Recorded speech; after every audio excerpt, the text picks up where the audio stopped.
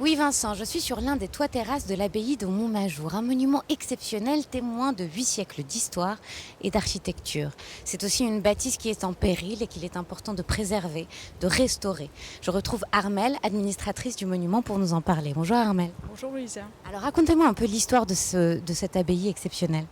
L'abbaye est occupée à partir du XIe siècle par une communauté bénédictine qui va devenir très puissante et s'y installera jusqu'au XVIIIe lorsque la Révolution française mettra un terme à cette occupation. Alors la Révolution française met un terme à l'occupation, mais fait en sorte aussi de démanteler entièrement l'édifice. Tout à fait, tous les biens sont vendus à des particuliers, à des laïcs qui n'apportent pas le même intérêt. C'est pour ça que la première propriétaire va se servir du bâtiment classique, le bâtiment Saint-Maur, d'une vraie carrière.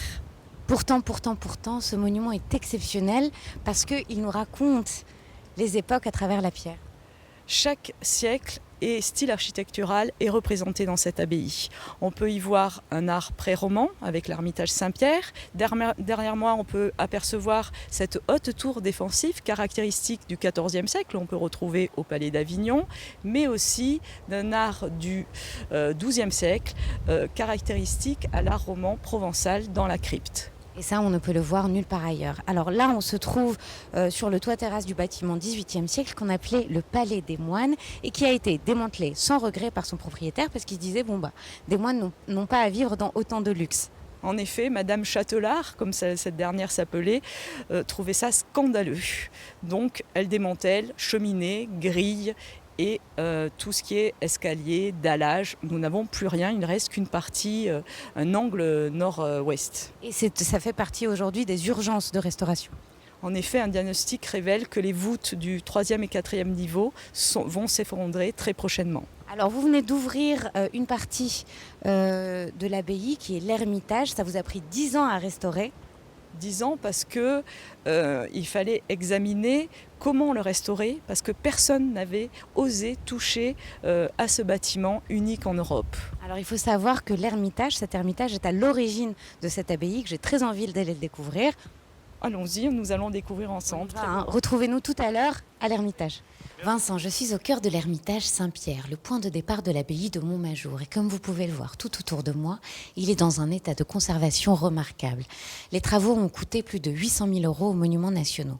Je retrouve de nouveau Armelle pour en savoir un petit peu plus. Rebonjour Armelle. Bonjour Louisia. Alors dans un premier temps, dites-moi, qu'est-ce que c'est un ermitage ? Un ermitage, c'est un lieu où on est à l'isolement, loin du monde extérieur, pour prier pour les vivants et veiller sur les morts. Alors en l'occurrence, ici, tout autour de nous, on ne le sait pas, mais avant c'était une île.